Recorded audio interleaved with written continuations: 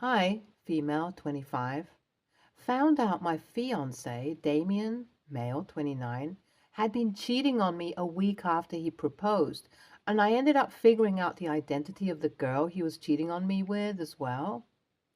She was some IG model type person, all beauty and no brains, and I ended up confiding in my close friends about it, and they immediately pushed me to break up with him. I was obviously really distraught and in a bad place mentally, and instead of going for a clean cut separation, I wanted a way to get back at Damien and try and hurt him as much as he hurt me. I think I ended up going too far. And some people in my friend group have started back bitching about me, and I need to know if I was TA for what I did. Damien and I were in a relationship for 3 years and engaged for around 4 months. We got together at work, and it seemed like a perfect relationship. I would have never thought that he would cheat on me, but he did. It wasn't even that he was in love with this woman, he just wanted sex. I only found out because after the proposal, I was using Damien's phone, with his permission, to order some food, and my fingers slipped and opened Snapchat. That's where I saw a snap from someone named Jocelyn, and it was a super racy picture. I immediately got flustered and closed the app, and by then Damien was back in the same room. I couldn't get what happened out of my mind, and while I wanted to blow up at Damien right then and there, I wanted to find out some more information about this girl. That's when I went through Damien's Instagram followers on my phone. I'm usually a secure partner and had never felt the need to sift through my fiance's socials. But obviously, after that, I needed to. I ended up finding someone with the name Jocelyn, but it was a private account. Her bio had a link to a public account where it was clear that Jocelyn was a model or an OnlyFans girl. I had two options here: either confront Damien about it or do some more sleuthing. I ended up choosing the latter and made a fake account with the dude's name. Like, it was super believable, and I got my friends to follow him as well. My entire girl group kind of knew what I was up to. And then I ended up getting accepted by Jocelyn's private account. There were tons of pictures of her with my fiance, out on dates, holding hands, lots of cutesy couple stuff. At this point, I was out for blood. And living with Damien and pretending like everything was okay was probably not the best idea mentally. I mean, this dude never posted me on his stories, but his side piece was posted with him. I began to DM this girl through my fake account and slowly won her trust and favor. I mean, I knew the type, and I knew exactly what to say to make her drop Damien like a stone. She was prepared to leave my fiance for this new guy because I made him come across as smart, charismatic, and wealthy. Mostly wealthy, to be honest. The clincher for my plan came when Damien asked me to go to Tiffany's to shop for wedding rings. I set a date for this and decided that it would be more than perfect to bring Jocelyn to the same location. I said that I wanted to spoil her with jewelry, and the trap was set. While Damien and I were browsing around the shop, I was eagerly waiting for Jocelyn to show up. When I saw her come into the store, I knew that she saw me and Damien, but I think I made a bit of a mistake because I was expecting her to come to confront us. Since she was planning on cheating on Damien, she tried to avoid us. And the plan only worked because I navigated my fiance right to Jocelyn's feet. I looked at her and said, "Hi, do I know you from somewhere?" When the realization dawned on Damien's face, he immediately tried to save the situation by saying, "Aha, I think you're mistaken, OP. Let's go look at rings." I guess that hurt Jocelyn's ego because she said, excuse me? And started cussing out Damien. I pretended to be shocked at everything she was saying and only said, "I'm his fiancé. Who are you?" And she ended up saying, "Girl, he's been fricking me for longer than you know. I think you ought to dump his ass." And then she ended up storming out. Later on, I got a text on the fake account from Jocelyn saying she wasn't feeling well and won't come to Tiffany's. I was gloating at all of this inside, I can assure you. On the car ride back home, I asked Damien about that girl, and he denied everything. He said, I haven't ever seen her before in my life, I swear. And that's when I told him that I knew everything. Not only that, I rubbed in his face the fact that Jocelyn was willing to cheat on him too, and he had nobody he could truly call his own. After that, I left him on the driveway and went back to my apartment. We had broken up. The whole scene after this was insane, and a lot of Damien's friends were losing their minds. He's been in a deep spiral after the breakup, and they're saying I was a heartless bitch for being so cold and calculating about how I could hurt him emotionally. My friends are on my side, but a few of them also feel like it might have been better for me mentally to just have broken up and checked out of the relationship instead of creating so much drama, purely from a practical standpoint. AITA for the fake account and Tiffany meetup plan? Update 1.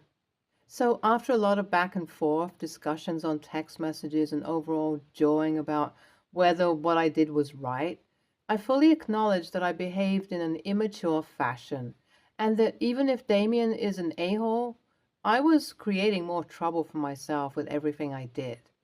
As for how things are now, well, I'm happy being single. Like, happy. I mean, I know it was toxic to have that whole breakup plan, but it deadened the loss of a partner to me because, in my mind, I had already lost him ages ago.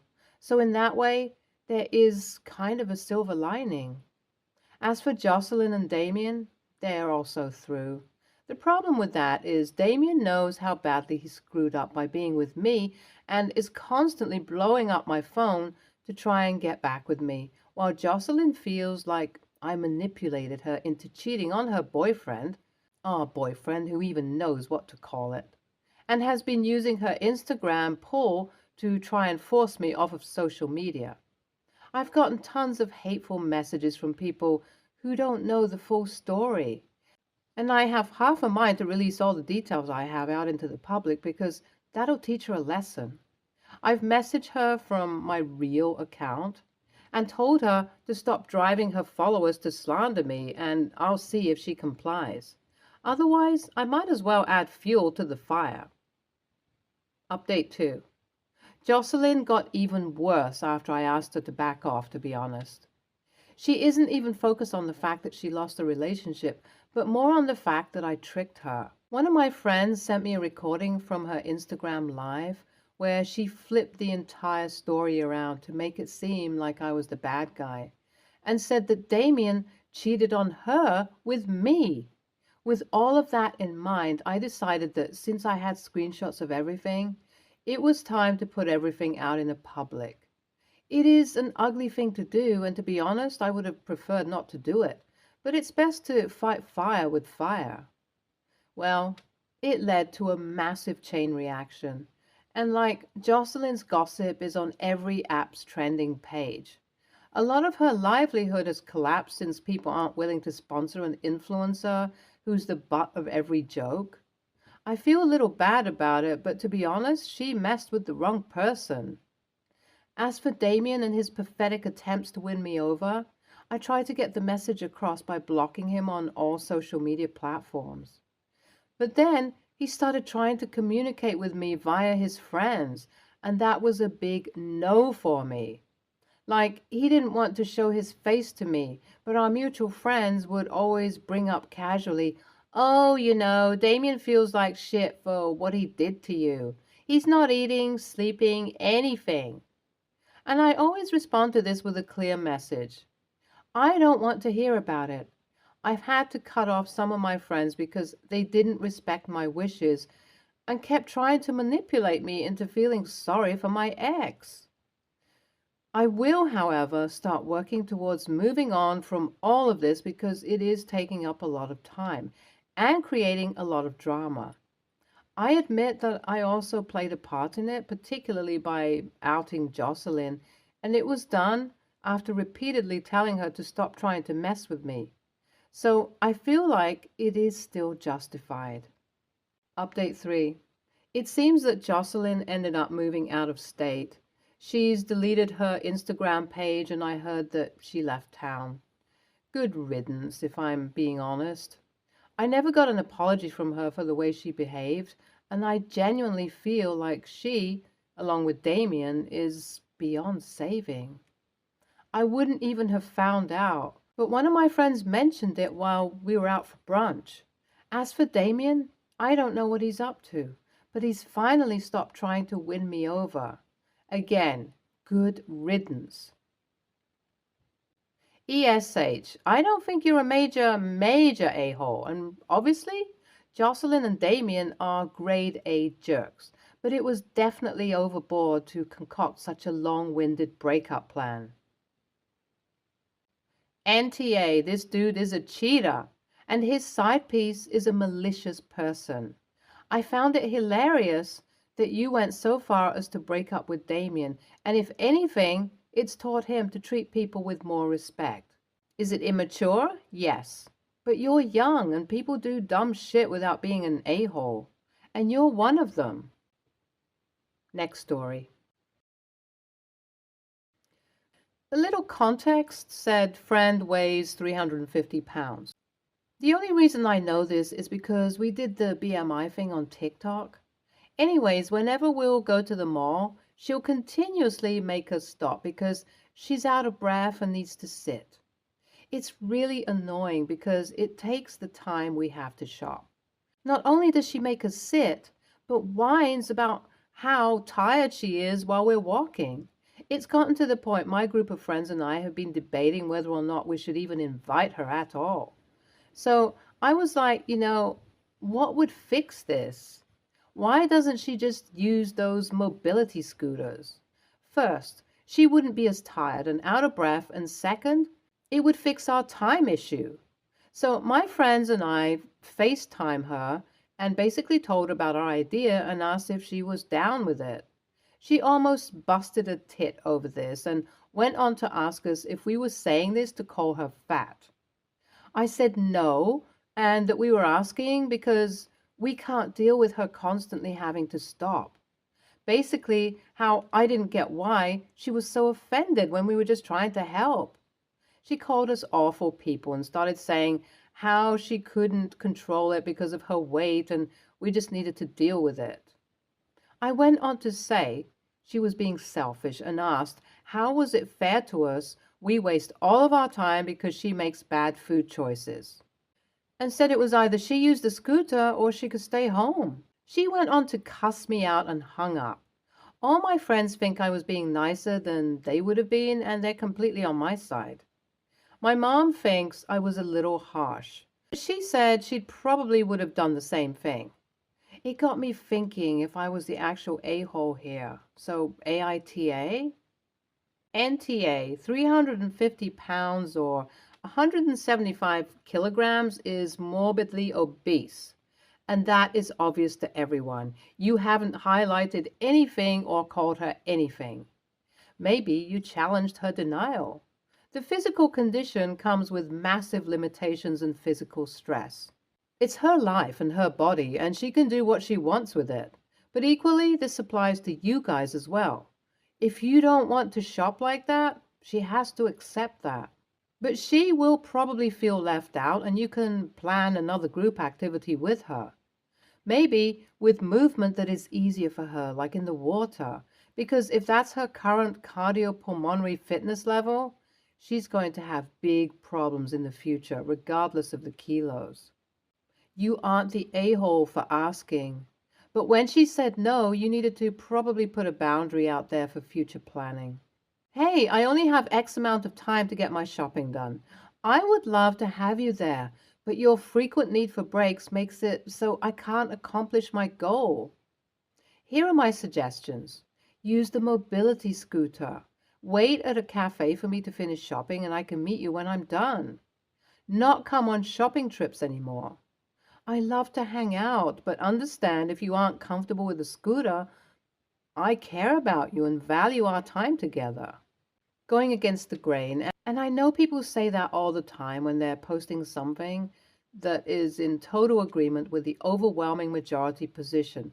But hey, this one is actually in disagreement with the vast majority of judgments, but ESH.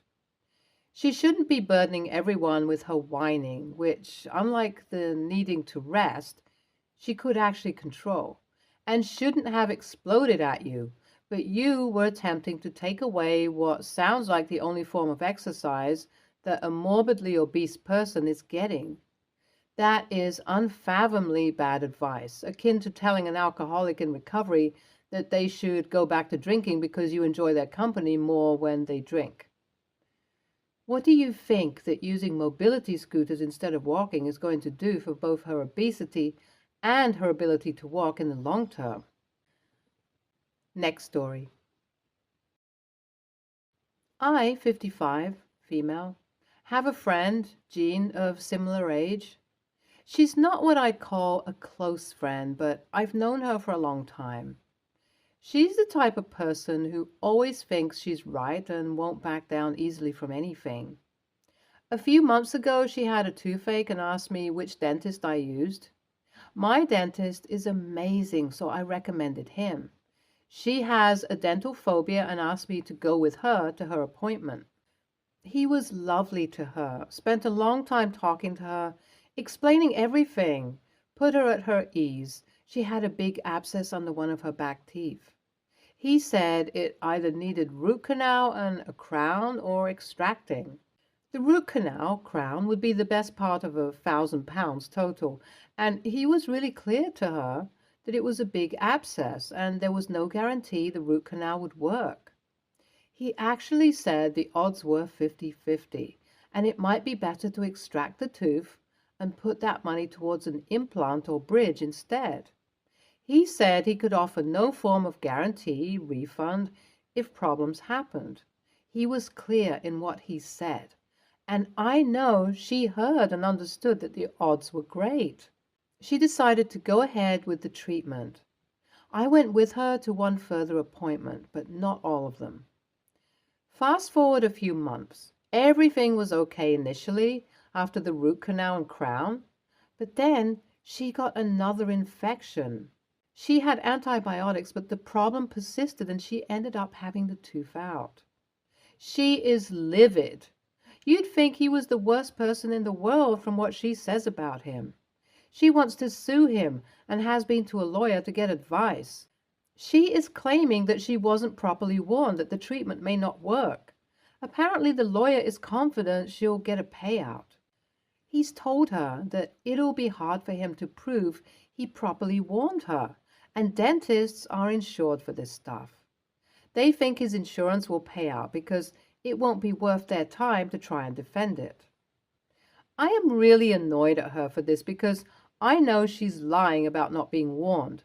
I really like the dentist and feel awful for him that he faces legal action for this, and that I was the one who introduced her to him. I worry that it will reflect badly on me in his eyes when I see him in the future. I have argued with her about it because I witnessed him warning her, but she says it's none of my business. Her view is it doesn't hurt him because he'll have insurance. Like I said, she doesn't back down from things. I feel so strongly about this that I want to send a written statement to the dentist that he can use back against her. I would state that I witnessed the appointment when he warned her and that she clearly heard and understood what he said. I know that in doing so I would probably lose her as a friend, but to be honest, I don't care about that at this point. My husband thinks I should do it. He's never liked Jean. He describes her as a nightmare and thinks I'm best off without her as a friend. So, WIBTA if I did this? NTA, tell your friend the dentist would be hurt if she followed through with her lawsuit. The dentist would be subject to higher malpractice insurance payments, which are quite high to begin with. You should call the dentist. Let him know you would be a witness for him. If a suit is filed, then a deposition from you will be required if he fights the suit. NTA, your friend is abhorrent. She's going after a nice dentist who did nothing wrong, and she's outright lying about what happened. This is fraud.